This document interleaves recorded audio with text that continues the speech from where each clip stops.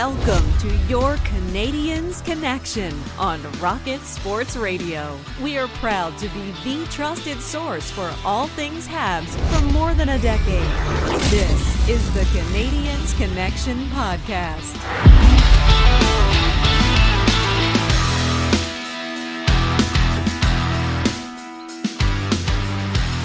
Well, hello, everyone, and welcome to the Canadiens Connection podcast right here on Rocket Sports Radio, where we keep you informed, engaged, and entertained, of course, all surrounding the Montreal Canadiens, their organization, the NHL team, the AHL team, their prospects, you name it. If it's related to the Habs, you'll find it right here on the Canadiens Connection podcast. My name is Amy Johnson. I'm going to be your host for today's show. This is episode number 335 of the Canadiens Connection podcast. And of course, I'm pleased to be joined in the studio each and every week by my co-host, who happens to be the founder and president of Rocket Sports. His name is Rick Stevens, and he is here with me again today. How you doing today? Hello. You're going down. I got my game face on. USA. No. USA. Hey, so I'll mute your microphone. You do that, and I'm going to flip a table over. Big game day. Massive game day today, Canada versus US. Is there any better game face in sports than Nathan MacKinnon? Just incredible intensity on his face and the pregame interviews and just an intense young man. No cracking that hard, cold exterior. No. and listen, I'm taking this very seriously. Wearing a Team Canada hat today, and that's significant because a little inside baseball. I've worn the same hat. What are we up to in episodes 335? Yeah. For every episode of the Canadiens Connection, 335 episodes, and its predecessor, Habs 360. I wore the same hat. It's an old Detroit Tigers hat, and I wear it because it's kind of mashed and it fits under the headphones and it's comfortable and all that. And it's just, good luck charm to have a good podcast. But for the first time in 335 episodes of the Canadiens Connection, I am wearing my Team Canada hat today for good luck. Aren't you special? Team USA doesn't need such gimmicks. We're just bringing the raw talent. Well, it's Chuck Brothers.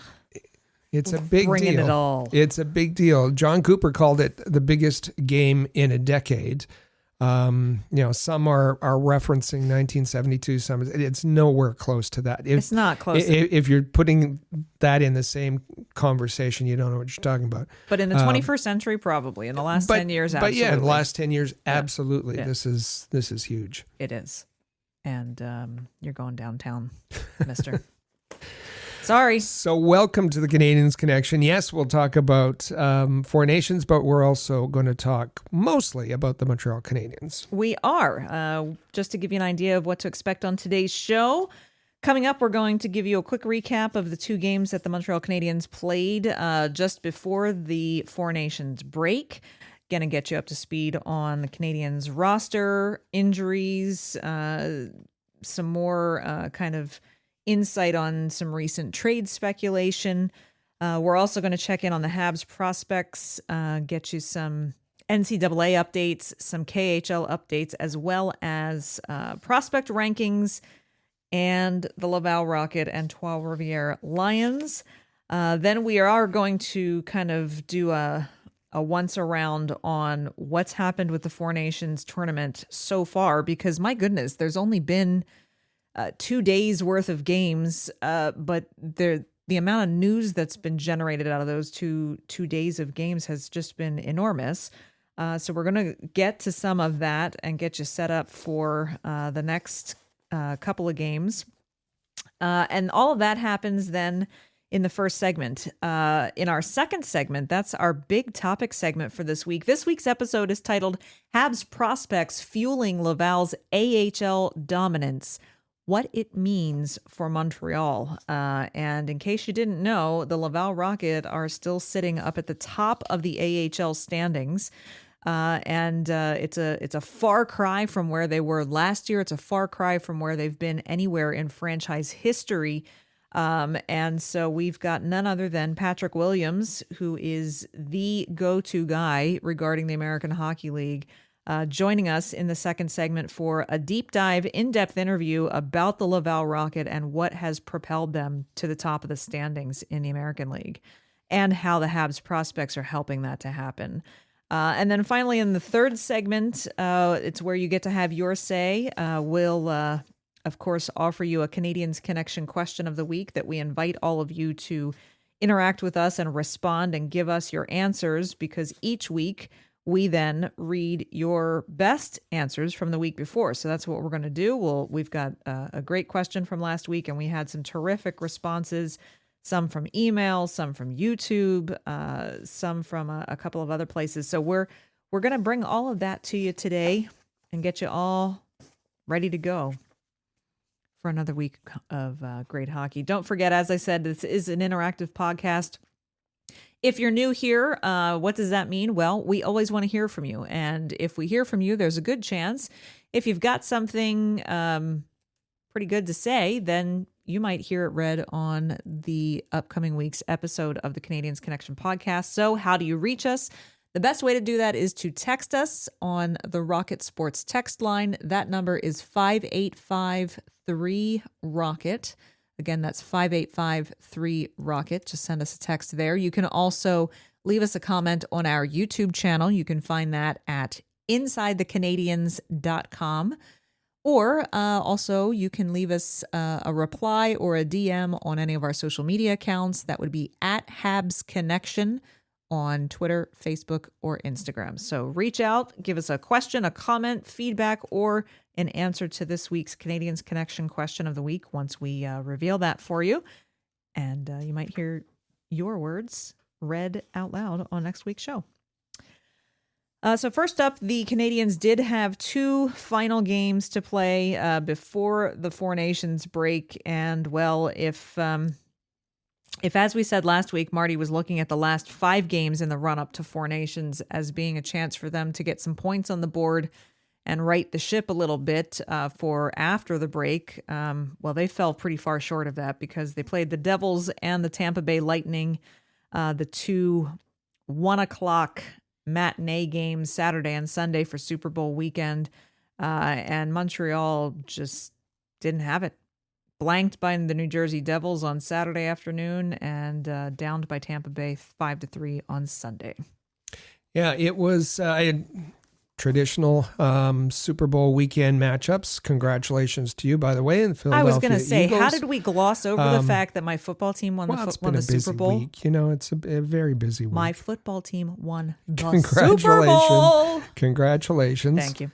But those matinee crowds at the Bell Center are well known for being boisterous and a lot of kids and young voices and cheering and it was pretty dead in the Bell Center. The fans were very uninspired by the play of the Canadiens on Saturday against New Jersey Devils.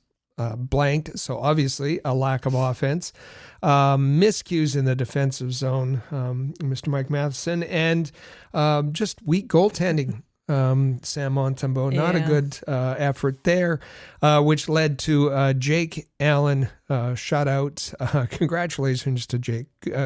He's a good guy and preserved the shutout by stopping a penalty shot with just seconds left in the game from Owen Beck.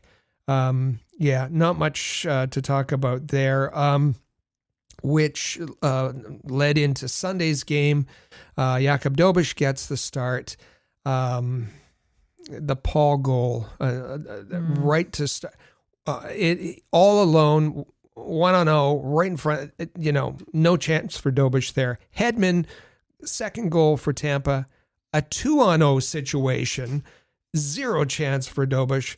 And then on the point goal, the third goal, Jakub Dobeš lost an edge. Unfortunately, none of this was his fault. The Canadiens were playing awful, and this is when Marty St. Louis said that he lost his patience. yanked Dobish. Montembeault wasn't much better. Canadians going down 5-3. And yeah, it was an ugly way to end the Canadiens' schedule before the break. Not a good game from Marty St. Louis. I think, if he was honest, I'm sure he would say he would do things a little bit differently. So, an unfortunate entry into the break for the Canadiens. Absolutely. That also means 8 losses in the past 9 games leading up to the break. That one win came against the San Jose Sharks. Worst team in the league. It's just not. It's not the direction they wanted to be moving in. Before having 2 weeks to think about it, and it's put them really up against it now. I mean, whereas a month ago we were literally talking about how they were solidly in the running and in the conversation for that wild card spot, they've now slipped to 23rd in the NHL, 7th in the Atlantic, with a 25-26-5 record.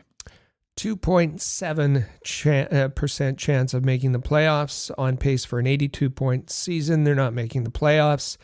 Strength of schedule still pretty easy though, at 29th with 26 games remaining.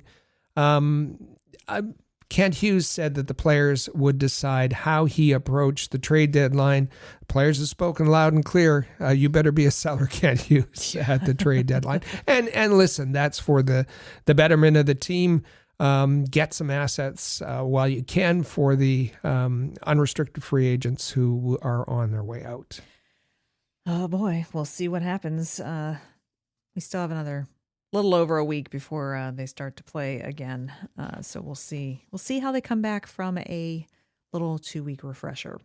Of course, leading up to the break, just for updates for the rosters, Owen Beck and Logan Mailloux both loaned back to the Laval Rocket because the AHL is not on a break during the Four Nations tournament. So Beck and Mailloux back to Laval. And I think what's interesting there, Rick, is that Dobish did not get sent down to keep up some playing time. Yeah, they said they're going to rest him over the break, and I think that makes good sense. I think so too. David Reinbacher still skating at Brassard and now considered week to week. And according to Pascal Vincent, head coach of the Laval Rocket, Reinbacher could play his first game of the season very soon. With Laval, you can expect him he's listed out as week to week. In 1 or 2 weeks is the speculation. That would be, I think all eyes will definitely be on that first couple of games for Reinbacher to come back, because it certainly has been a long time coming. Should mention, things with trade rumors keep heating up. Jake Evans still a topic of conversation. Interesting quote from Pierre LeBrun in this past week, where Rick, he talked a little bit about basically what kind of word circulating about how far along Jake Evans and the Canadiens are in contract negotiations. Yeah, Pierre LeBrun tweeted, quote, "My understanding is that Jake Evans and the Canadiens have exchanged numbers on what an extension might look like, and they're not close." He goes on to say, "Obviously things can change with one phone call, but as of now, that makes it more likely that Evans gets dealt before the March 7th deadline. Calls from teams asking about Evans have increased lately with the Habs slide in the standings." Evans obviously would like to stay in Montreal. We've heard all the way along the Canadiens would like to keep him on the cheap, but Evans, has to parlay his excellent season into what's best for him, and what's best for him may be to move on to a new organization. And I'm sorry, he doesn't deserve to be paid on the cheap. He's well earned a bump. We'll see what happens there. The Canadiens, while they are on a break this past week, we know some have gone on vacation and so forth, but they will start practicing again on Tuesday. So they don't get 2 weeks of vacation. They are back at it on Tuesday, where they will hit the ice, and we'll see what they look like, see how things go. But in the meantime, Habs prospects fully in play, in-game action. They are not on a break, so it's a good time to check in on the Habs prospect. It's time for the Rocket Report. The Rocket Sports Media Team is your premier source for information about the Laval Rocket, the AHL affiliate of the Montreal Canadiens, as well as Habs prospects playing in the CHL, NCAA, and leagues around the world. We will, of course, kick things off with a quick look in at Ivan Demidov. We do an update on him every week because he's just having, not only because of how anticipated his arrival in North America will be, but just because he's having an incredible season. He's on a 5-game point streak right now, Rick. He is. 19 goals, 27 assists, 46 points in 54 games. He had a little interview with RG.com. He was asked about, we spoke about it last week, him breaking the KHL record for under 20 scoring. He says, "This is a valuable achievement, but I don't want to dwell on it. Our priority is our team goals." All right, team first. That's nothing wrong with that. He was asked about whether he'd be open to playing center. There's been a lot of discussion amongst Habs fans about that recently. His answer is, honestly, I don't even know if I could play center. I'd have to try. I played center a few times in junior and felt fine. But my current team never uses me there. Face-offs would be the key factor. I don't always win them. So hey, it's good to know your some strengths. Honesty, yeah.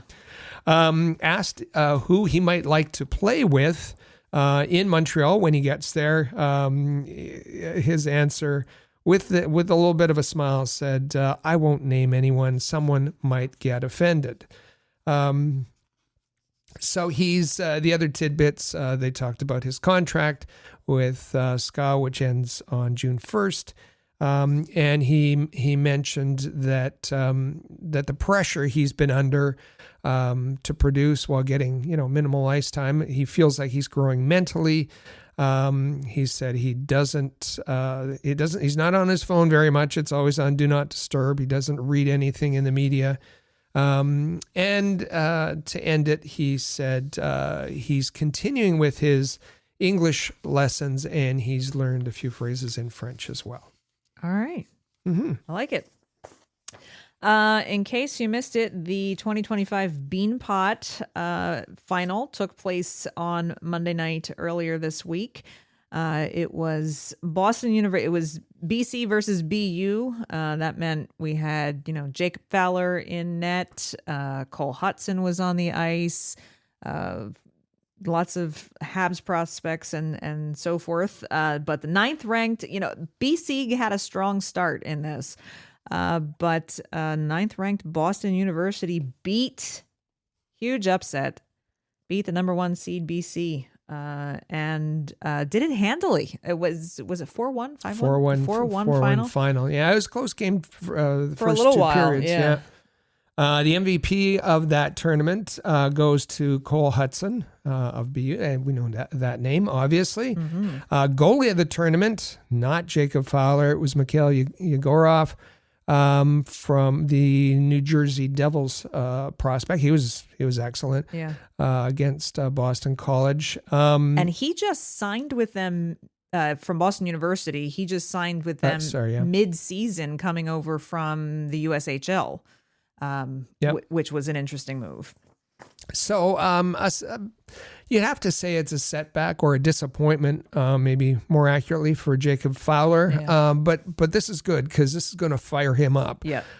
For the rest of the season. He was cruising along, having a spectacular season for Boston College, but this, I can only see that this would motivate him. Other little tidbits, Boston University, the lineup was read out for their game prior to the game against Boston College by none other than Macklin Celebrini and Lane Hudson. Who were both very fired up. Oh, they were. Yeah. And both alumni, of course, of Boston University. And Lane Hudson stayed on, and he's been skating with BU this past week. And funny to see him in like Canadiens pants and socks with BU jersey on. Yeah. So he's kept busy and quite motivated. If you've not ever caught the Bean Pot, I highly recommend sticking that on your things to watch for next year. NCAA college hockey, Division I hockey is very, very entertaining. It's very competitive as well, and the Bean Pot is kind of like a mini glance at what the Frozen Four tournament will bring in terms of intensity. So very fun to watch. In terms of prospect rankings, we have a new one out from The Athletic. Scott Wheeler's top 100 drafted NHL skaters prospects, broken into tiers. And boy, Montreal is starting to fare fairly well. Wheeler does this twice a year, and for the last couple of years, I think he's broken it up into skaters and goaltenders. The top 100 skaters, the number one NHL drafted prospect is Ivan Demidov, which I guess that coincides a little bit with Craig Button, who had his prospect list out last week. Wheeler's broken this into tiers. There is only one player in tier 1, and that's Demidov, in a class by himself, according to Wheeler. And as you go along in tier 2, you'll see names that you recognize: Buyam, Levshunov, Parekh, Will Smith, Sam Dickinson, Ryan Leonard, and so on. Until you go well down the list to tier 4, number 24 overall goes to David Reinbacher. Tier 5. In tier 5, you have Michael Hage and Logan Mailloux. Down in tier 6, down in spot 82 out of 100 is Joshua Waugh. He's been slipping, but still in the top 100. So that gives the Montreal Canadiens 1, 2, 3, 4, 5 prospects in Scott Wheeler's top 100. That's pretty impressive. If you like that, you're going to like the top 20 drafted NHL goalie prospects on his list. Again, done in tiers. Tier 1, there are 2 goaltenders. Number 1, Yaroslav Askarov. Now with San Jose, remember that Nashville was shopping him, and he was offered to the Montreal Canadiens. But they said, no, thanks. We have Jacob Fowler, and Jacob Fowler comes in at number 2 overall and also considered a tier 1 player. And there's goaltenders in tier 2 that you'll recognize again: Sebastian Cossa, Wallstead, Devin Levi, Trey Augustine, Michael Rabel, and so on. But in tier 3, number 13 overall, Jakub Dobiš. So the Montreal Canadiens have 2 goaltenders in the top 20 of NHL drafted goalie prospects. Spectacular. It's been a long time since they've had something like that. Be careful, yeah, Mr. St. Louis, about the way you're treating Jakub Dobiš, because he could be a very, very valuable prospect going forward. He definitely could be. Switching to the Laval Rocket, just taking a look at how things have gone for them. They finished out their weekend in Toronto by taking both games. That second game in Toronto went to the shootout, but Laval did eventually win it 3-2. Then on Wednesday night, which was an odd night for the Belleville Senators to host a game at the Canadian Tire Center in Ottawa when the Four Nations tournament was going on. It was a little weird. But Laval had, well, and you're going to hear, Rick's going to talk about this a little bit.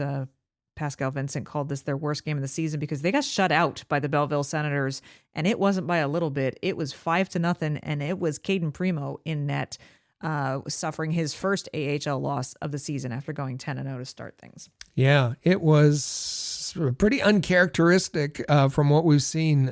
Just bad game all around from Primo on out. Not all his fault. It was pretty ugly. It absolutely was. But have no fear. The Rockets still sporting a 30-12-2-1 record. That's still good enough for first in the North Division. Still good enough for the top spot in the AHL. And so I think they're going to be just fine. However, they are not without their share of adversity because they've had kind of a rotating series of a few injuries at a time throughout this season, but they're starting to pile up a little bit right now. Yeah. And maybe most concerning is Logan Mailloux. He has suffered an upper body injury. Further evaluation is going to be needed. It happened towards the end of the second period in that game against Belleville.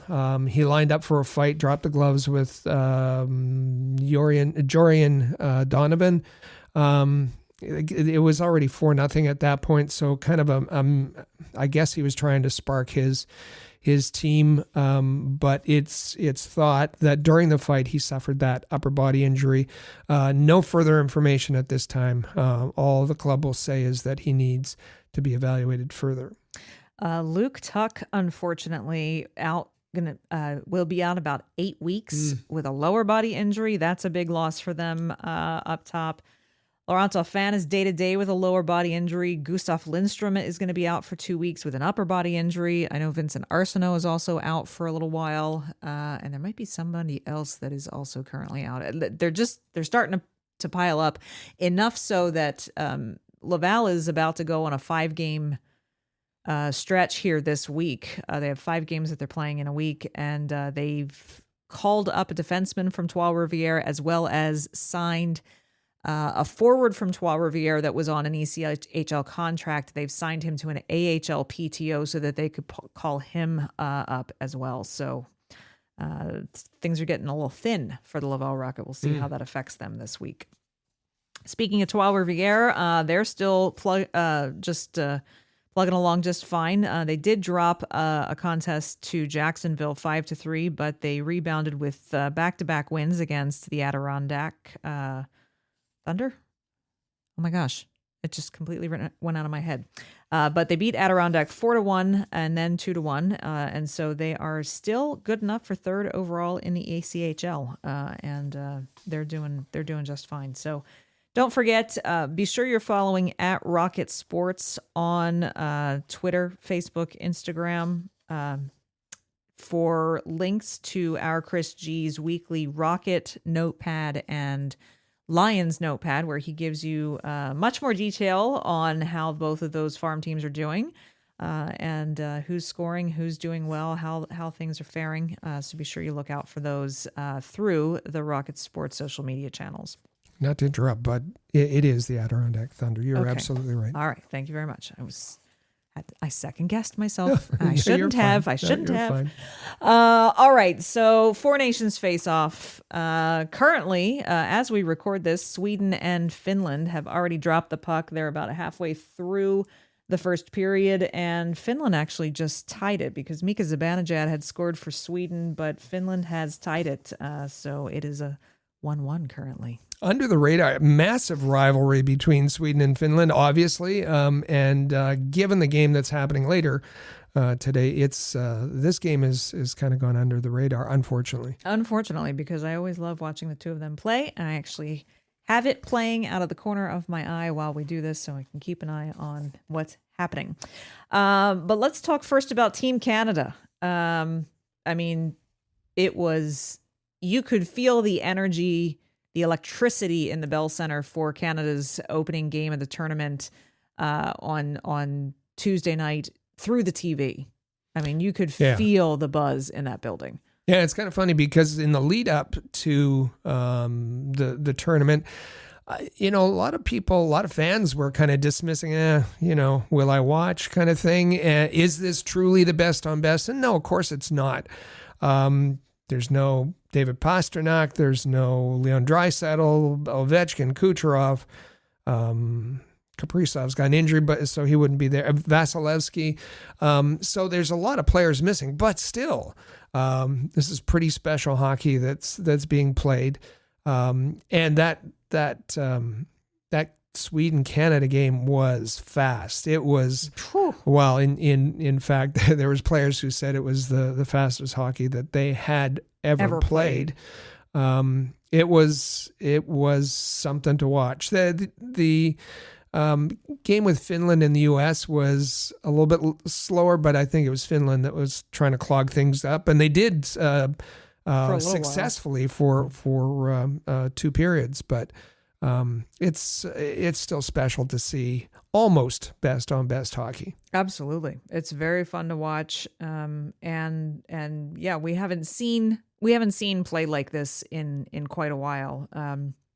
And I'll just make a side note before we get into Team Canada here, that it's exciting to hear that this is going to start to be a regular thing now. Once, we've got the Winter Olympics next year, which the NHL will be participating in again. And Gary Bettman then announcing that every 2 years after each Winter Olympics, the World Cup of Hockey is going to be coming back. So we're going to get to start seeing this kind of hockey on a regular basis, and I think that's good for the game. Yeah, I agree.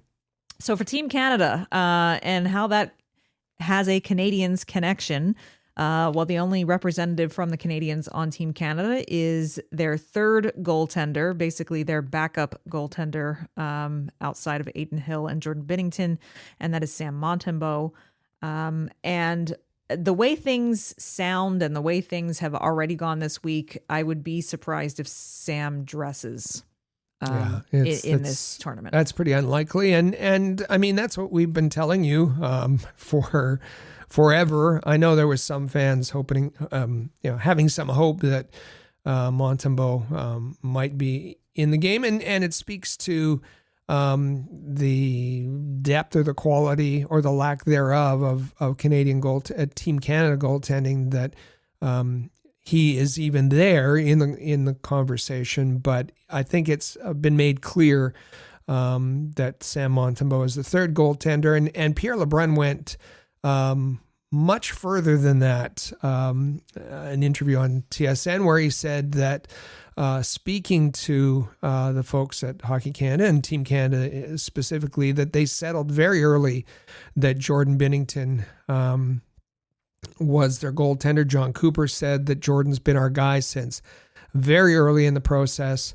They in fact decided quickly on Binnington and then Adin Hill as a tandem, and they really would have liked, according to LeBrun, Team Canada would have liked more time to decide on a third goaltender. And further, if they had to do it all again, the third goaltender would not be Sam Montembeault. Mackenzie Blackwood would be the choice. Of course, Logan Thompson is also having a tremendous season, but in the eyes of Team Canada, they probably would have gone with Mackenzie Blackwood if they had a bit more time. Now, as exciting as that first opening night was, Canada versus Sweden, there was a bit of bad news, and it is the complaint that a lot of GMs, head coaches, owners, sometimes even players complain about in these types of exhibition-style tournaments that take place during the season, and that is potential for injury. We saw Shea Theodore leave the game after the first period, did not return, and it is likely he's out for the rest of the tournament, and the Vegas Golden Knights have even said that he is basically considered week to week. So that was unfortunate. Yeah, speculation is that he's not likely to be back until the playoffs. So as you say, it was always that, why don't we have these tournaments more often? Fans would say. I think there's your reason there. And in fact, then Cale Makar came down with an illness, and so it led to an adjustment to the rules. The NHL and the NHLPA met, and they decided that if teams go below the normal number of players, that would be 6 defensemen, that they can add another. Even though the rosters were frozen as of Monday, I think, they can add another player. So Thomas Harley has been called, and he is in Montreal. And with Cale Makar being a game-time decision against the U.S., Thomas Harley is available if needed. Now, there was some pretty big ovations in the opening ceremony before the Canada-Sweden game. Great to see Teemu Selanne there representing Team Finland. But the place absolutely went nuts when Mario Lemieux came out. And that was quite a moment. And of course, Sidney Crosby joined him at center ice for the opening ceremony. But that was not the last time Crosby would hear applause and an ovation because of him. I mean, they were chanting his name throughout the game that night. He was player of the game. The ovation for him was just, they blew the roof off of the Bell Center. And here's what he had to say about getting a response like that from the crowd inside the Bell Center. You know, as someone who loves loves to play in environments like that. I grew up a Montreal Canadiens fan, and have an ovation like that here was really special. It's something I always remember. Sadly, for some reason, they held the interviews in a submarine. Apparently. But yeah, the audio quality is awful there. But he said, I grew up a Montreal Canadiens fan. Having an ovation like that was really special and something I'll always remember. He was tremendous. Remember, there was some question about whether he would play or not. He all he did was have 3 assists. He set up the game winner in overtime, and best player on the ice, and fans in the Bell Center, as you said, chanted his name and gave him a huge ovation when he was named the best player in the game.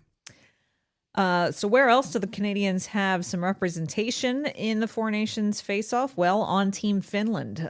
Patrick Laine and Joel Armia both played in Team Finland's game against the U.S. on Thursday night, whatever night that was. The week has been a blur.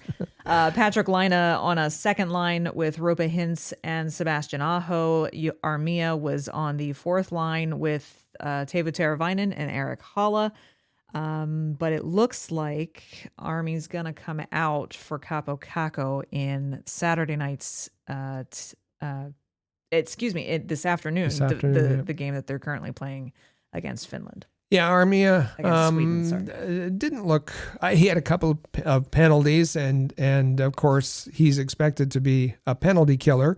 Looking for Finland, looking for more offense, are going to bring Capo Caco in. Not a surprise there. There was actually conversation about whether Patrick Laine would be coming out of the lineup. He didn't look particularly good, even with the talented players like Aho and Hintz to play with, although he got a ton more ice time than he has been getting recently. And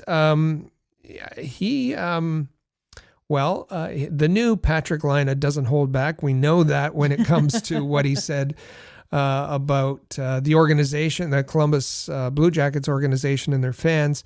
But he also, in a subtle way, directed some mild criticism toward Marty St. Louis and the Montreal Canadiens. Patrick Laine said, quote, "To be able to get on the ice a little more definitely helps. It's been kind of limited the past couple of weeks.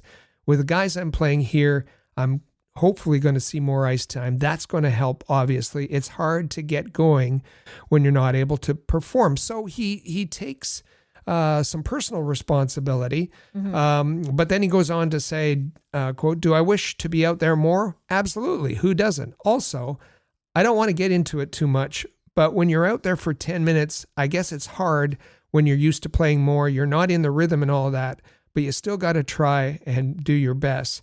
Obviously, I haven't been able to perform like I should, so I understand why I haven't been getting as much playing time as I do normally."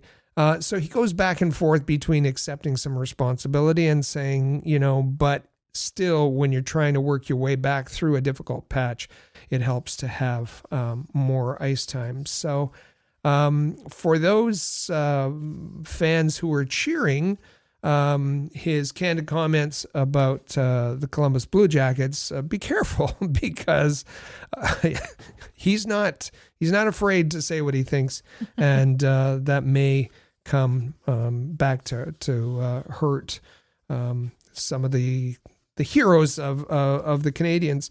One more question that he was asked that I found it was kind of an odd answer. He was asked simply, are you staying at the Team Finland hotel? And he bluntly replied, no comment, which means, of course, I think you can infer that he's not.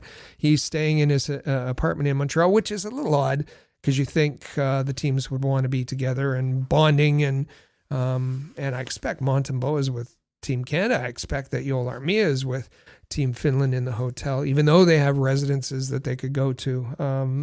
Just thought it was a little odd.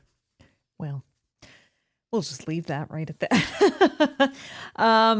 That all tees up what is going to be, as we said, as you know, John Cooper's calling it, could be the best game of hockey played in a decade, and that will be U.S. versus Canada in Montreal Saturday night. It's almost, you don't get the phrase must-watch TV much anymore, but this is absolutely, if you're a fan of the game of hockey, this is must-watch TV on Saturday night. And I think not only is the rivalry quite healthy, we saw, the Tkachuk brothers put together 4 goals between them the other night. The USA was playing a heavier game. It was chippier against Finland. So I think there's going to be plenty of just good, healthy sporting rivalry between these two teams. But the fact that, despite the fact that Michel Lacroix, before both of the games earlier this week, specifically said in both English and French to the Bell Center crowd, please be respectful of the national anthems and the players who represent those countries. And the Bell Center crowd acquiesced very graciously for 3 anthems out of 4, but some just couldn't help themselves. Not as badly as it has been, but some couldn't help themselves. There were boos for portions of the U.S. anthem, and that has absolutely added fuel to the fire for members of Team USA. It's setting up what could be a pretty contentious atmosphere in the Bell Center on Saturday night, and unfortunately, it's become a too big of a topic of conversation because it just keeps snowballing. Yeah, and that's really unfortunate. My read, and listen, go listen to our episode of the Canadiens Connection last week, where we said it was episode 334 that you don't boo the anthems. There's plenty of other outlets to express any kind of political opinion you have. Anthems relate to the countries and the heroes that fought for the country, and have some respect all the way around. Now, my read was that the Finland-U.S. game, during the U.S. anthem, there was small boos here and there, probably individuals. They're like little brush fires that kept kind of popping up around the arena, and it seemed that the fans were kind of, Bell Center fans, to their credit, were self-policing, that they would fans would cheer to drown out the boos, and I thought, good on them. But then that little round guy from Sportsnet put out that the U.S. anthem was being booed, and others did too. Associated Press, AP picked it up, and it went, and they just, they threw gasoline on a smoldering fire, and it's just been a bigger issue than it needs to be, and that sets up kind of an potentially unpleasant situation. Well, and then Matt Tkachuk was asked about it after the game. Then you poke the players about it. They say they don't like it. Yeah, for sure. Really unfortunate.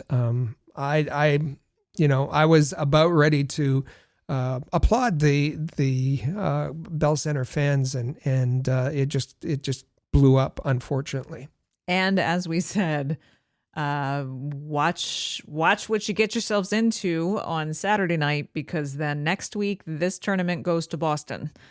Yeah, and Boston fans are going to have a very short memory. Long memory, yeah. Or long memory, I Yeah. should say. Yeah. We'll see how all that goes. Hopefully, it's just going to be a fantastic game, and naturally, the U.S. is going to win. Yeah. Cale Makar, as we said, game time decision. Thomas Harley standing by. Jordan Binnington makes a start for Canada. Connor Hellebuck, of course, for the U.S.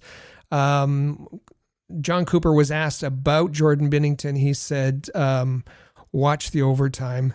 He deserves it. So they have confidence in Binnington for Saturday night's game. They do. It's going to be pretty exciting. And as we head to our first break here on the Canadiens Connection podcast, it's in the final seconds of Finland versus Sweden.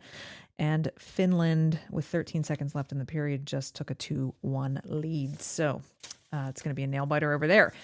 So we are going to take our first break here on the Canadiens Connection podcast. When we come back, it is our big topic in segment 2, where AHL expert and insider Patrick Williams joins the show to talk about how Habs prospects have powered the Rocket to the top of the AHL standings and what that might mean in the near future for the Montreal Canadiens. It's going to be a fantastic interview. You don't want to miss it. So stay with us. You're listening to the Canadiens Connection podcast right here on Rocket Sports Radio. This NHL season has been as predictable as a puck rolling on its edge. No one knows where it's going. But that just means there's time for your favorite team to figure things out, and games left for you to get in the action at DraftKings Sportsbook, an official sports betting partner of the NHL. It's super easy for first-timers to get started. Try betting on something simple like picking a team to win. Go to the DraftKings Sportsbook app, select your team, and place your first bet. And if you're new to DraftKings, listen up. New customers bet $5 to get $150 in bonus bets instantly. Download the DraftKings Sportsbook app now and use code THPN. That's code THPN for new customers to get $150 in bonus bets instantly when you bet just $5. Only on DraftKings. The crown is yours. Gambling problem? Call 1-800-GAMBLER. In New York, call 877-8-HOPE-NY or text HOPE-NY 467-369. In Connecticut, help is available for problem gambling. Call 888-789-7777 or visit ccpg.org. Please play responsibly. On behalf of Boot Hill Casino and Resort, Kansas. 21 plus age and eligibility varies by jurisdiction. Void in Ontario. New customers only. Bonus bets expire 168 hours after issuance. For additional terms and responsible gaming resources, see dkng.co/audio. NHL and the NHL Shield are registered trademarks of the National Hockey League. NHL and NHL team marks are the property of the NHL and its teams. Copyright NHL 2025, all rights reserved.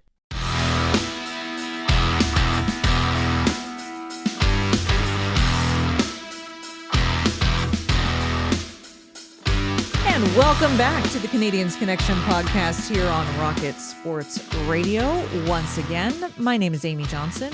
If you'd like to follow me on X, you're welcome to do so. You can find me at Flyers Rule.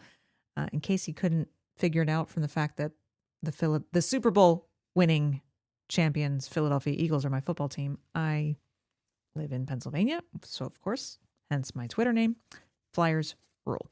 Of course, with me in the studio is our president and founder of Rocket Sports. His name is Rick Stevens. You're going to want to be sure to follow him on X, Facebook, Instagram, at Rocket Sports. That is our main channel on social media, on Twitter. You definitely want to follow us there. That's where you can get updates about the Canadiens and the prospects, updates about the Laval Rocket, as well as links to written articles, whether it's on our Substack, whether it's on Hockey Buzz, just letting you know where to find all of our content. So that's the social media account you really want to follow. And while you're at it, you can follow at Habs Connection on Twitter, Facebook, and Instagram. And the one thing we want you to do is make sure that you don't forget to subscribe to the podcast. So if you haven't done so already, just look down at your device and whatever player you are listening to this podcast in, just make sure you've tapped subscribe. Or if you're watching on YouTube, take a moment and just tap subscribe there as well. So the Canadiens have obviously taken a giant nosedive in the NHL standings in recent weeks, unfortunately, once again. But prospects from the farm team have really powered the Laval Rocket to the top of the AHL standings. We've mentioned it. They are sitting in the number 1 spot in the AHL, and they've been there for a couple of weeks now. And so to discuss some of the outstanding prospects, players, as well as a head coach who's really engineered this remarkable turnaround, AHL guru and Rocket Sports team member Patrick Williams joins the show today. And he's also going to explain how Kent Hughes' approach to the NHL trade deadline might affect the Rockets' playoff push in the not-so-distant future.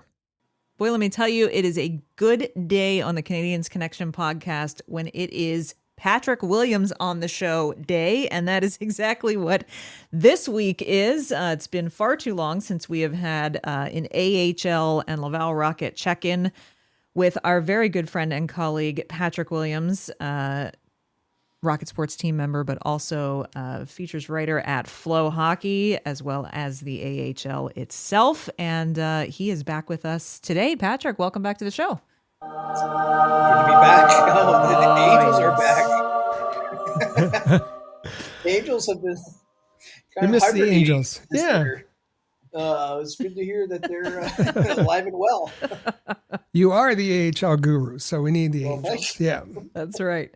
And really the big driving factor for this to be the week that we invited you back to the show is one of your most recent articles on FloHockey is your weekly AHL power rankings, where, hey there, Habs fans, Laval Rocket shooting up to number 1 in your weekly AHL power rankings. That's pretty exciting, and we're gonna ask you about all of that in a minute. But first, before we get to that, just want to, since we've got you here, and we know you were on the ground in California, freezing, shivering, having a terrible time Poor in guy. Palm Desert at the AHL All-Star festivities. We just want to get kind of your take on how Coachella Valley hosting the AHL All-Star events went down. Don't know how you made it through the miserable weather. And maybe you can also just give us your quick thoughts on how Owen Beck and Logan Mailloux looked when they finally were able to get there for the game on the second night. You know, it was tough, right? Like, the temperatures at night. I was there. So there's a big, it's a big hotel complex, and I, was walking down it, to the pool area, because they were having like a little after party, and it was, there was a little chill in the air. Oh no. And, yeah, it was, because it's the desert, so like, really warm during the day, but at night it gets pretty chilly, and so it was kind of tough in that regard. Oh, Wow. boy. So I was Heart's breaking for you. I was everywhere. fighting through the adversity. But, I managed to come through and persevere, and I think I'll be stronger for it. Such a professional. We're very proud of you. Logan Mailloux and Owen Beck. Yeah, I mean, well, yeah, you blinked and you missed them. They were. So I didn't talk to Mailloux. I talked to Beck. He was. Yeah, I guess you take the All-Star game itself, for what it is. But he obviously made a name for himself there. 3 goals is 3 goals anywhere, right? Yeah, and the pair were on recall with the Habs, and the kind of the weird serendipity of it is the Habs were also on the West Coast at the same time, so they were in Anaheim. Coachella Valley's about a 3.5 hour drive away. So they were able to actually get there for the back end of the 2-day event in Coachella. So, I think it was good for them, right? Like just a chance, they're in that, that NHL world where it's really intense and high pressure. And then they come down for a day, and the All-Star game in the AHL is not intense and It's the high exact pressure. opposite. So Yeah. yeah, it was interesting because then then they went right back up to the Habs, and they're they've kind of been on the go. Like that's I guess that's when you're 21, what, and 20 years old respectively. I guess you can do that. You can play the NHL one night, the AHL the next night, then back to the NHL, then go back cross country to Montreal, and so now they're in Laval again with the NHL break. So yeah, they look good. It's hard to take much from the event itself in terms of on ice competition. It was a no hitter as you would expect, but it was yeah. I think it was just good. I think the All-Star game comes at a really good time in the schedule, right? Because it's like the start of February. That's where the season starts to drag a little bit. You're still ways away from the playoffs. I mean, playoffs really don't start for at that time for almost 3 months. Mhm. So I mean, the season runs till about what is it? I think April 19th or 20th this year. And then if Laval's case, they're going to have a chance to have that first round bye. So you're looking at probably early May before the playoffs really get going. So you have a long way to go in the regular season schedule. So I think this breaks things up. And then obviously when you can have it in a place like Coachella Valley, that's going to be obviously a pretty attractive destination for for players to come out to and get away from the winter weather. Now, of course, they came back to Montreal and Laval, and like we were talking off the air about the snowstorm coming through, and so now it's a little bit more like back to reality. The grind of the February-March stretch drive will be here, and depending obviously what the Habs do, in terms of their season trajectory, those back end may end up getting some real significant time up top, down the stretch, especially if they're out of contention. So,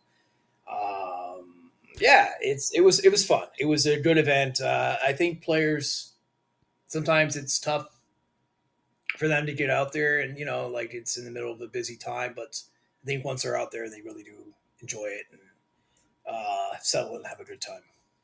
So for our listeners and maybe Montreal Canadiens fans who don't follow the Laval Rocket on a day-to-day basis, I suggest that they head to FloHockey.tv, look for articles by Patrick Williams. And as Amy mentioned, this week you have your very popular AHL Power Rankings, and the title of the article is Laval Rocket to the Top.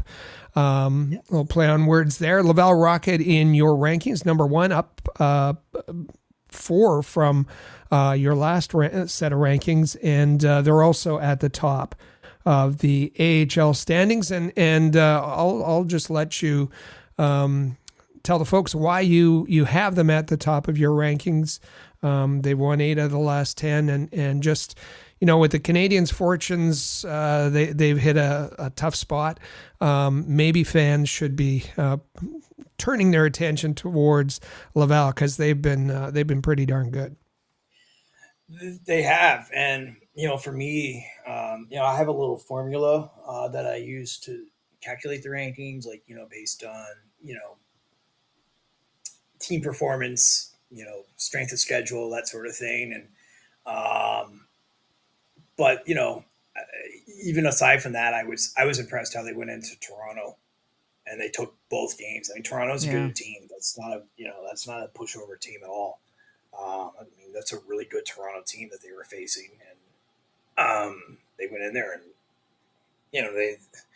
Sean Farrell had the hat trick there, and like it's interesting with like Laval, like a youngish team, like you sort of keep wondering, like, okay, is this the time now they're going to, are sort of the weaknesses going to really start to emerge. And like you keep waiting, and they're not, right. Like that, as the lead always, this lead in October, November versus February, March, April is a very different league. I mean, like teams get their systems down, they get more organized.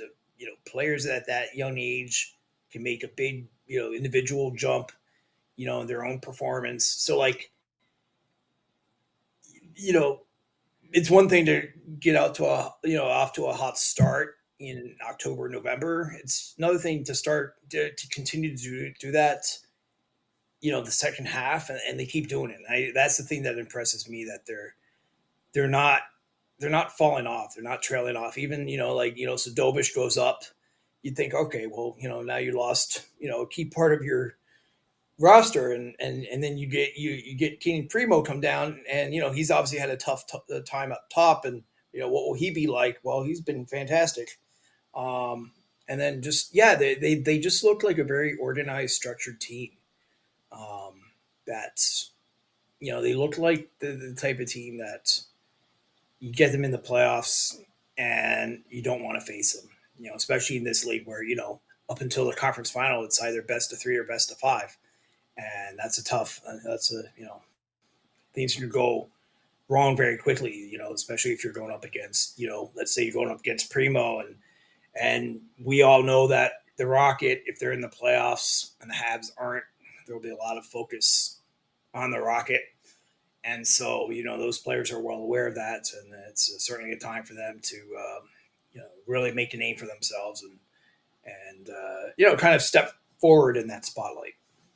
You mentioned Caden Primo. Wanted to obviously touch base on him. Yes, yeah. Dobish absolutely earned the call up that he received, and he has not missed a beat stepping into an NHL goaltending position. Caden Primo, I know that you've chatted with us plenty of times on this show and even off the show over the years about how, it's no secret that Caden Primo has struggled at the NHL level. He's had moments of good play, but overall it's not been an easy go for him. But he typically seems to get very comfortable when he's in the AHL, and for him to go down this time, and I believe he went his first 10 games without a loss. First 10, yeah. Just suffering his first loss in a shutout a couple of days ago. But it seems like Caden Primo will likely, I would think, spend the rest of the season with Laval, but it seems like he has settled in quite nicely. Not to say that there's not some challenges ahead. I mean, the week coming up, Laval plays 5 games. And so he's obviously not starting all 5 of those games. There's going to be a bit of the tandem rotation, but just your overall thoughts on how Caden Primo has adjusted to being back in the AHL and how this seems to be almost kind of his sweet spot at this point in his career. Well, that's the thing. I think like he's 25 now, which is hard to believe. Like, remember when he was like, the young kid coming out of Northeastern, and, it was, looking like, okay, he had some early success, and now he's kind of plateaued. So like he's in that stage now, that really crucial stage of, especially for a goalie, like, all right, is he an NHL goalie, or is he a kind of your classic in between, high level AHL goalie, but not quite enough for the NHL? And I think this is where he's going to have to, really prove himself. I think to his credit, like he came down and he didn't just, let his game kind of suffer, because you see that a lot, right? Players struggle at the top, then they get sent down, and then they struggle in the AHL, and then that's when their career is really in trouble, right? So, he's come down, and at the very least, like he stopped the bleeding, so to speak. And, for his own play, like you said, it was a tough go of it, up top. I mean, we all saw it. It wasn't good. And so at least, now he's getting some of that confidence back. And, I think, honestly with him, I think probably a fresh start somewhere else might be for the best. Mm-hmm. I think he's been in one place now for a while, right? Like, 2019, 20. It's a long time ago. I mean, Yep. like that for a young prospect, that's a lot of time in one place, and especially I think an intense place like Montreal and Laval. So, but right now, yeah, he's doing what he can do, which is his own play. Control that. I think that speaks to his maturity. And now you take care of business on your side and let everything else sort of fall well. I mean, like, as we know with the Habs, given where they are in the standings, given kind of just where they are in their overall transition stage, I guess, rebuild, whatever you want to call it. There's a lot of moving pieces right now. So, you can't get too, if you're him, you can't get too worked up. Easier said than done, of course, with everything going on around you. You just have to take care of your own business. And he's doing that. Like, he's come down and, it's, as we know, it's a different style of game in the AHL. It's more scrambly. So that can be a tough adjustment for goalies to come back to the, more chaotic type of system. But he's done that, exceptionally well. Like, he had, a little bit of a tough go the other night against Belleville, but for the most part, other than that, he's been exceptional. Like you said, he started off, 10-0. So, that's going to at least, I think help, maybe push away some of those, not so pleasant times up top where, it was a real battle for him. And, he's getting to play a lot. Like, he only played 11 games in the first almost 3 months of the season. Now he's already, he's played 11 games here in the past month plus. So he's been able to really, I think, get into a good rhythm and stay busy and start to find his game again. So you mentioned Sean Farrell and his hat trick. He's, after a pretty slow start, he's up to 9 goals now. And it's interesting when you look at Laval and where they're getting their scoring from. It's pretty balanced, but mostly from the young players. I think on one of your previous visits, you said how it was the young players who are kind of carrying the mail. Owen Beck has 11 goals. I was going to say Arbor. It's Florian Jacquet who has 11. Joshua has 14, Mayu 9 goals, but maybe surprising, it's kind of an underrated or a guy who's not talked about a lot. It's Jared Davidson, who's leading the Laval Rocket with 16 goals. So maybe if you want to talk about, if you look in the goal scorers in the AHL, Laval doesn't have guys, up near the top, but it's that balanced offense. It's the young guys, and it's a guy who doesn't get as much attention in Jared Davidson leading the way.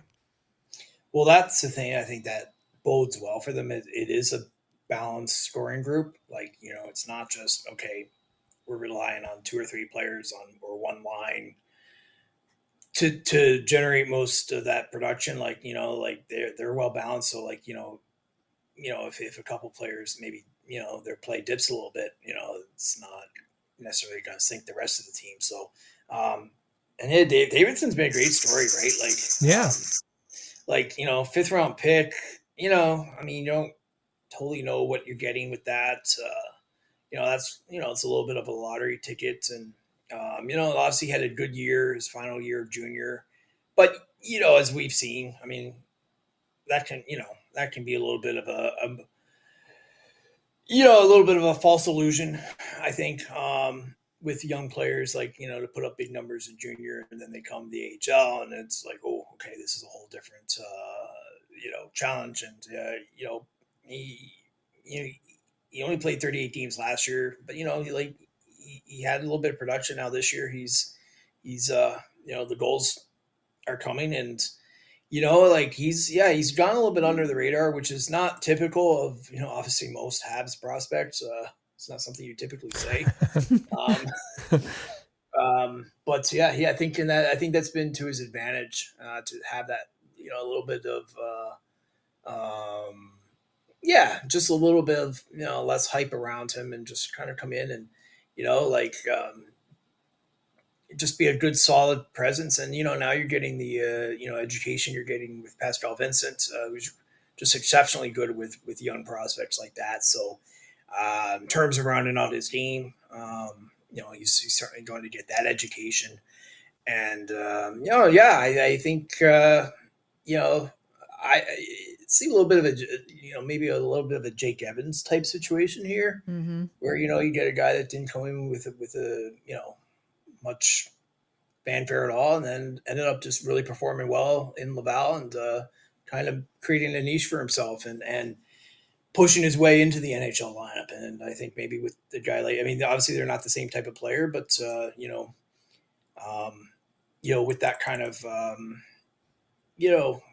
trajectory, I think like in some ways, like when you're a fifth round pick, like there's pressure obviously, but you're maybe a little bit able to not have to deal with so much of the hype and the the expectations and pressure that let's say like a Logan Mailloux has to deal with.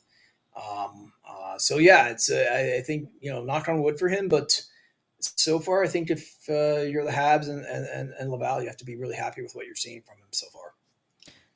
What a difference! We all know what last year looked like for Yeah. Laval. So what a difference a year makes. But in the same breath, what a difference a coach can make. And you mentioned Pascal Vincent. I believe the last time we had you on the podcast, we talked about the early impact he was already making, and that's just continued to grow over the course of this season. It really seems like, at least right now in this moment with this group of prospects and in the development focused strategy that the entire Canadiens organization is currently under, Pascal Vincent seems to be in the right place at the right time.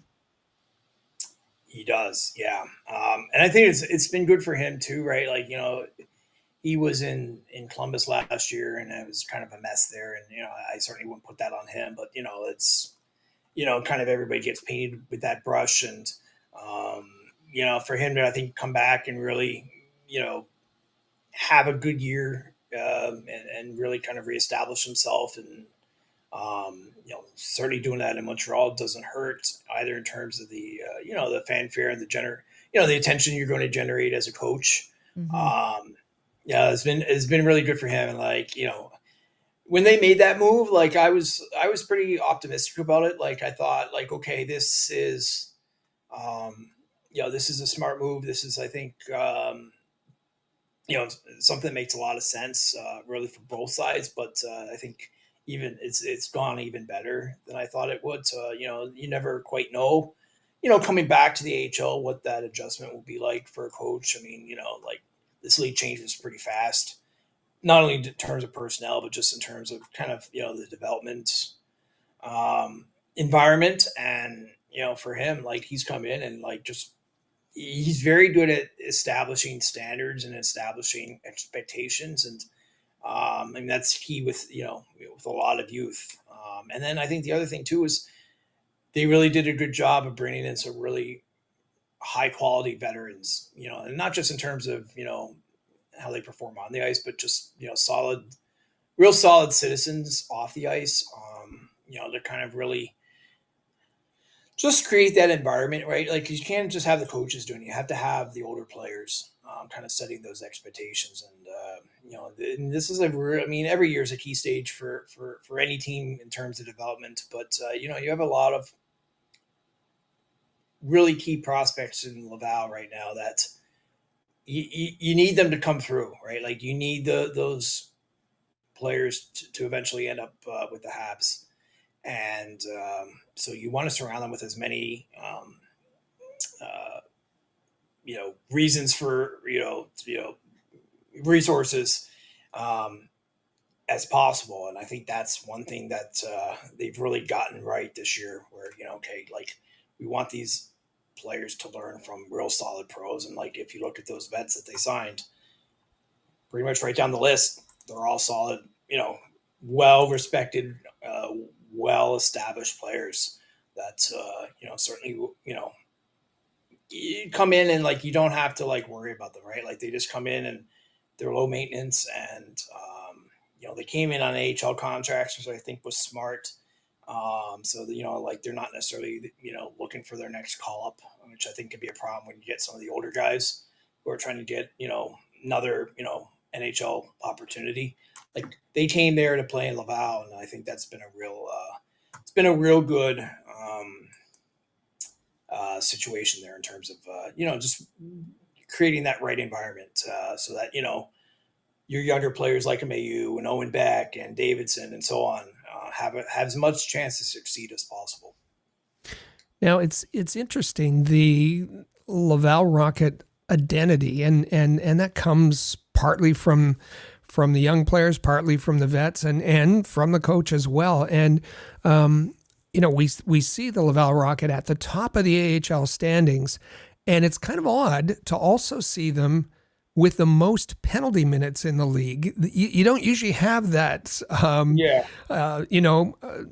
of the undisciplined team leading the league. And I just want to read you a quote from Pascal Vincent and get your reaction. Now, this was 2 weeks ago. Our own Chris G had gathered this from Pascal Vincent and asked the head coach, is Laval playing with fire with all these penalties? We are, and there's a but. The guys are so intense and they work so hard and they want to be physical, and we have that kind of identity where we're physical on the forecheck. I don't want to hold them back. Our PK is good, and we'll have to be smarter and smarter and learn to play that kind of style without crossing the line. But it's hard for me to hold them back, because once you hold them back, then they become hesitant, and then we may lose our identity. So that's a dangerous game. I get it, but at the same time, I like the intensity and the physicality that we have. So I'm careful with this one. I found that fascinating. What do you think about his reaction to the Laval Rocket leading the league in penalties? Yeah, that is fascinating. Certainly understand what he's saying. I guess your penalties aren't really a problem. I guess there's a lot of different factors, but if you have a good penalty kill, which they have an okay penalty kill, they're kind of in the middle. You can get away with it, but as we know, like it is disruptive for a team in terms of ice time, and you are eventually, you're really playing with the odds at that point where, if, I think for me, it's not just like the penalty minutes in total, it's number of times shorthanded. I believe they're second right now overall in number of times shorthanded, which is, that's something, and by, they're quite a ways up on most of the competition. I think at that point you are playing with fire, right? Like, and maybe he's seeing something that makes him a little bit more comfortable with that in terms of what he sees from, like he has obviously seen a side of his team, that none of us get to see. Mm-hmm. In terms of the personality and kind of the internal dynamics. But I mean, it is nice, I guess, in the sense to see like a team that is kind of willing to kind of push things a little bit, and not play so kind of hesitantly. Like, there are teams that they live in such fear of like, of getting into penalty trouble that I do think it ends up holding them back.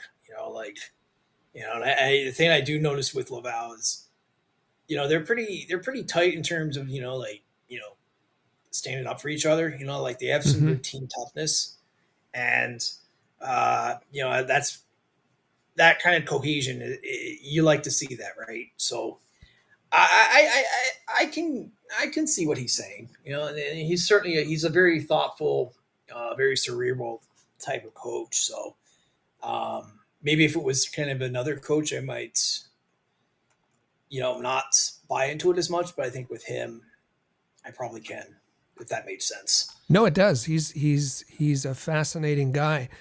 Yeah. And so, as you said, we're still a ways away from playoffs. Laval has 27 games remaining, but we can't help thinking about the playoffs, and we can't also help thinking about the NHL trade deadline that's coming up even sooner than that. Laval's, they're just cruising along and winning and having a great season. And you wonder what can disrupt that. And one of the things might be the trade deadline. And how does the NHL trade deadline affect the Laval Rocket? Well, if prospects are traded by Kent Hughes, certainly that could have a direct impact on Laval, or even, trading some of those unrestricted free agents, and then Laval has to send some players to fill in the recalls are going to affect their lineup. So talk about the trade deadline and the way it affects and the ability to predict where some of these teams are going and how they're going to fare in the playoffs. It's a huge question mark. It's probably, like, for me, it's the number one factor right now that, like, I think can kind of sidetrack Laval's season. I don't think anything internal to them is worrisome. It's more all these external factors that they have no control over. Mm-hmm. Where you looked at the Habs in terms of their UFAs coming up, and you have Armia potential. He is a UFA after this year, and Evans we were talking about, a few other guys, and so yeah, if you start, say you move two or three of those guys away in deals, for picks or prospects, it can shake things up significantly, right? Like, and that can be good or bad. Like, let's say you move a couple of veterans in a deal and you get a couple prospects back. Well, that maybe pushes somebody down to Laval. Likewise, say you get picks back. Well, now you need somebody to fill out the roster and with the Habs for the rest of the year, and you end up losing two or three players off the Laval roster to kind of play off the string there, and that's good for their development. Laval is obviously they're not in any sort of danger of missing the playoffs, but you never know how those players will be when they come back, right? Like, so there's a lot of moving parts, and I think that's really one of the tough challenges for AHL teams is nobody really thinks about what's best for you, right? So it's you gotta roll with the punches and deal with whatever comes your way, good or bad. And then the other thing too is it can be disruptive too if all of a sudden a couple new faces come in the lineup, and let's say you do get a good prospect in return, and that prospect comes to Laval, needs to play, and now he kind of pushes somebody out of a spot, and that can definitely that can rub some players the wrong way if they've been in the battle all season, all of a sudden now they get pushed aside. Like, everybody will say the right things, but let's be real. That's human nature, and so yeah, there's always some real variables there that you don't really know until kind of the dust settles, and that's one reason why the AHL has its own deadline a week later after the NHL deadline, so that teams can kind of reassess where the AHL roster stands and make any moves if necessary. And certainly that's happened in the past. Because the Chicago Wolves a few years ago, they brought in three top players, including Richard Panik, and he came in and he was He was a huge part of their run. Dustin Tokarski, obviously a name familiar for Habs fans, Oh yeah. came into Charlotte back in 2019 for their run, and ended up being a real key player for them down the stretch. So it's there can definitely be some real kind of shakeups and curveballs that's at this point none of us really anticipate. Well, I think the one thing that we can probably anticipate is it's Montreal Canadiens fans and Laval Rocket fans are probably in for a pretty exciting run down the stretch to the playoffs. I think that's a safe bet, yes. Well, we are so fortunate to be able to invite you onto the show and just tap into your deep well of knowledge on all things American Hockey League and Laval Rocket. And we are always so pleased to have you here. Thank you so much for taking some time out, despite the fact that you're back in the cold regions of the eastern part of the United States. And we appreciate that. And just very glad to have you back on the show today. Well, always a pleasure. Thank you. What a great discussion with Patrick Williams. I always love talking hockey, particularly the AHL hockey with Patrick Williams. He is the AHL guru, at least that's what I call him. He's far too modest to say that, and we appreciate talking to him regularly, and we're happy to have him as part of the Rocket sports team. Recommend him as a follow on Twitter if you're not doing so already. You can find him on X at P Williams AHL. Again, that's at P Williams AHL. And as we mentioned earlier in the interview, be sure to check out his written content for FloHockey at flohockey.tv. I believe it is. And so that brings us to this week's Canadiens Connection question of the week. This is where we put a question out for all of you listeners and viewers, and we want to hear your answers. So send us a text, send us a comment on the YouTube channel, send us a reply or a DM on social media. But the question for this week is, can Laval's dominance in the AHL this season translate to future success for the Montreal Canadiens? And that might just really think about what that all entails. Can Laval's dominance in the AHL this season translate to future success for the Montreal Canadiens? Well, of course, the players are playing well. They move to the NHL. They'll play well. And, well, wait a minute.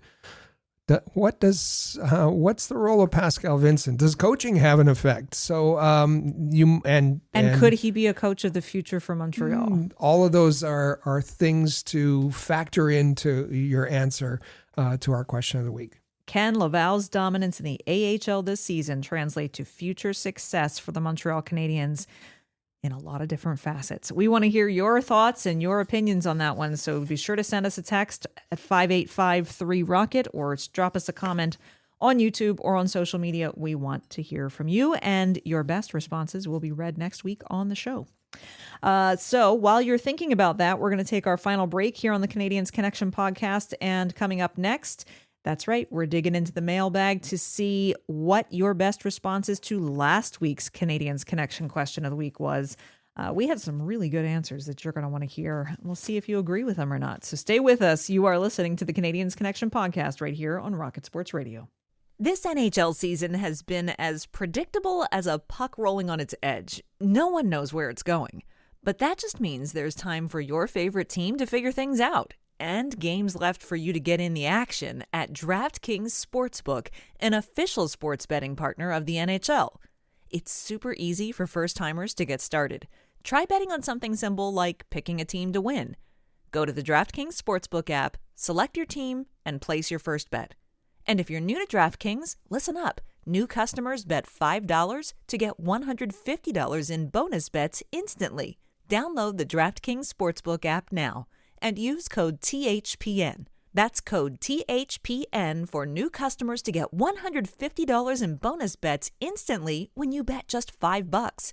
Only on DraftKings. The crown is yours. Gambling problem? Call 1-800-GAMBLER.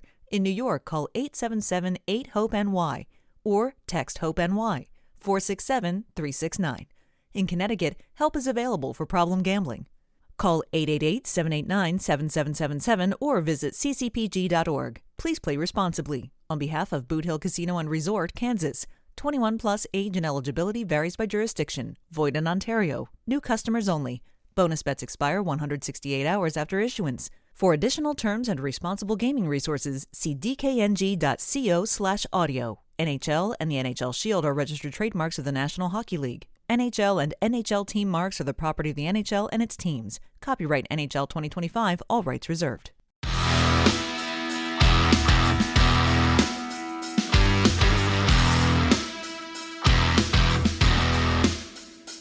And welcome back to the Canadiens Connection podcast right here on Rocket Sports Radio, episode 335 of Canadiens Connection, in case you're keeping track at home. And don't forget, if you've ever missed an episode, if you missed last week's episode and you want to catch up, we have a full archive of all of our episodes over at canadiensconnection.fm. It's also a great place to see what podcast platforms this show is offered on, in case you want to pick and choose how you best want to access the show. So be sure to check that out. And again, don't forget to follow at Habs Connection on Twitter, Facebook, and Instagram. Text us at any time on 5853-ROCKET. We always want to hear from you. Always, always, always want to hear from you. And in particular, we want to hear from you on your thoughts to the Canadiens Connection question of the week. Just as a reminder, this week we're asking, can Laval's dominance in the AHL this season translate to future success for the Montreal Canadiens? And there's a lot of different ways that you could take that. There's a lot of different things you could focus on there. And we can't wait to hear what's most important to you and what your thoughts are about it. As a reminder, last week's question of the week was, are injuries and lack of depth the reason for the Habs' recent slide? Or is it fatigue? Or are the Habs just not ready for the playoffs? It was kind of a multiple choice question. The Habs in the recent slide, is it because of injuries and lack of depth? Is it fatigue? Or are they just not ready for the playoffs? And many of you had a lot of things to say about it. Yeah. Yeah. This one, I'm going to start. This one coming in on the Rocket Sports Substack. Yes, we have a Substack. You know how it works. Just look for Rocket Sports, rocketsports.substack.com. Subscribe, and you'll get the article sent to your email. This one comes from Dino, who has subscribed to us on Substack.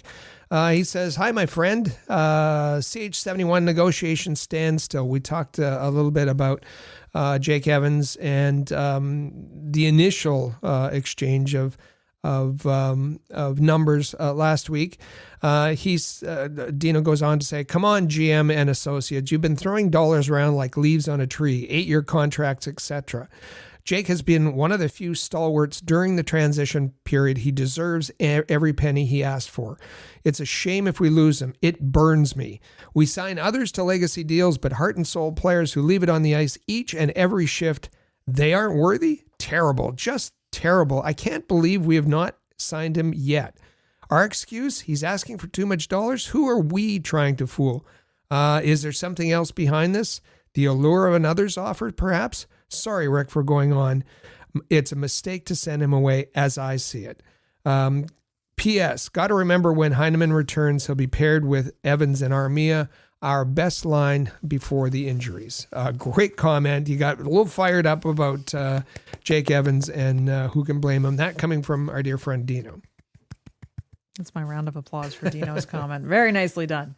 She26 was back on YouTube this week. She says, yay to all of our prospects. What an exciting group we have. So exciting.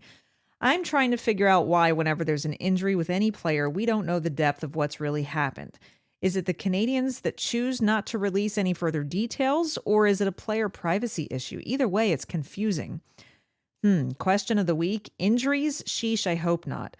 We don't have many injuries. I also don't believe it's fatigue, at least not based on what the players have had to say. I'm opting for door number 3. I think they're not ready. With that said, I think they could maybe be ready, or at least be a little more consistent, if we had an experienced coach in there. I'm looking at you, Kent Hughes. He did, after all, say during his presser that they would look into getting another add-on on the coaching staff if needed. It's ridiculous and maddening that Marty St. Louis says no to another coach, so Hughes buys him more time. At this point, even if I'm 100% wrong, what harm can it do other than to MSL's huge ego? She concludes by saying something that very sorry to hear.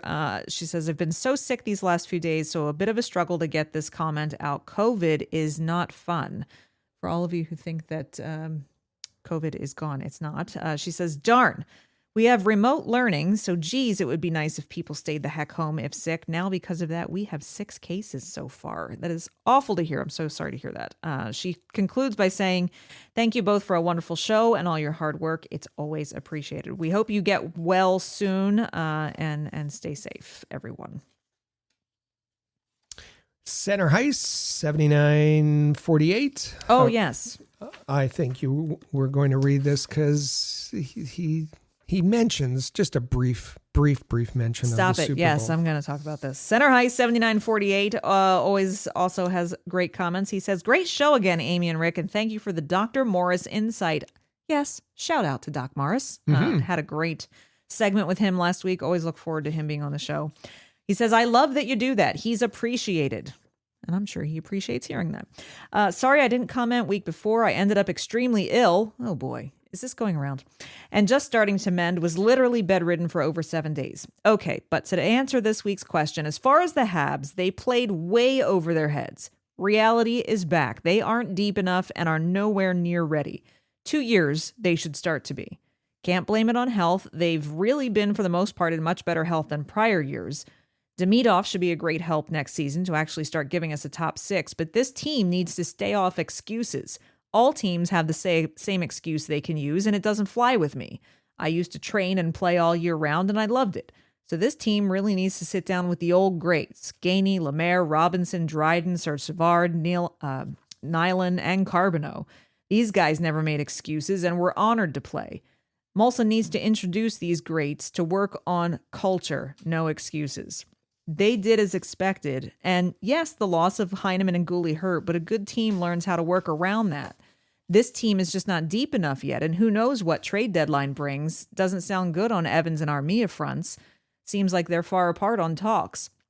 That's a shame because that'll set our 4th line back. But it's obvious we're sellers, so the rest of the free agents are game as well. Let's hope management does well. There's a couple concerns with some of the future big picks of our future team, like Slavkovsky and Doc, and God knows with Leinen and Newhook. I think vital who we add from here on in. Now, correcting a few errors, not a bad idea, cautiously. And here's probably the greatest part of the comment. And Amy, congrats on the Super Bowl win, the Eagles. I'm a Steelers fan. Uh-oh. But Eagles always one of my go-to teams when the Steelers aren't there. I appreciate that. That takes a big statement from a Steelers fan. I will say that. He says, now, if the Eagles weren't there, you'd be backing the Steelers, I guess. If the Steelers were there? Yeah. I would back them on Center Heist's behalf. I would be able to graciously say the same thing to Center Heist. And Beezy and Brian are fantasy commissioner. Yes, yeah. Absolutely. Not to Steelers Nation in general, but to those two particular. He says, I have to really say I thought the Chiefs were going to crush us, but I had to stay up and celebrate the upset of the Chiefs. To think I almost wasn't going to watch. Glad I did. What a performance by Eagles and Jalen Hurts. Congrats, Super Bowl champs. Eagles, nice to see Mahomes go down. Oh, yes, it was. Great show. Now let's hope after 4 nations, the Habs can at least be entertaining. That'll take some doing. Center Heist, thank you very much. Very, very thoughtful commentary, and we appreciate your contributions. Going to wrap up the comments from the ones we selected. This one coming from Leonid. He's in St. Petersburg, Russia. He starts by saying, great show. Stephen does a great job of explaining complex things in simple words. Yeah, he has that knack, Dr. Morris does. It's not enough to be knowledgeable. You also need to be able to share your knowledge. Great point by Leonid right there. He moves on to the anthem situation. He said, when the story about the U.S. anthem started, I also thought about the Americans on Canadian teams.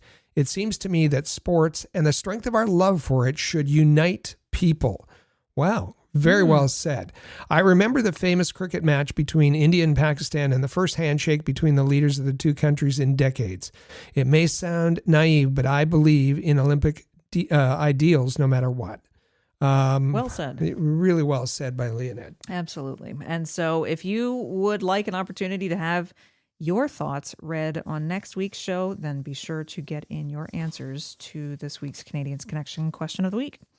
Until then, we are going to just continue enjoying hockey. The Four Nations face-off continues. As we've said, Finland and Sweden are currently in the middle of their next round-robin bout, setting up U.S. versus Canada on Saturday night. And then the tournament shifts to Boston, where Canada will take on Finland and Sweden will take on the U.S. Just a note on that Canada-Finland game's an afternoon game, President's Day in the U.S., Family Day, at least in Ontario. 1:00 in the afternoon, and then Sweden versus the U.S. later that night. And then next Thursday, the championship game. We'll see who is going to take that. Those bragging rights. All of that, of course, leading up to, and as we said, the Habs will resume their practice on Tuesday. So lots happening next week. That all leads up to our next episode of the Canadiens Connection podcast next Saturday, February 22nd. We hope you'll be there. We will be here.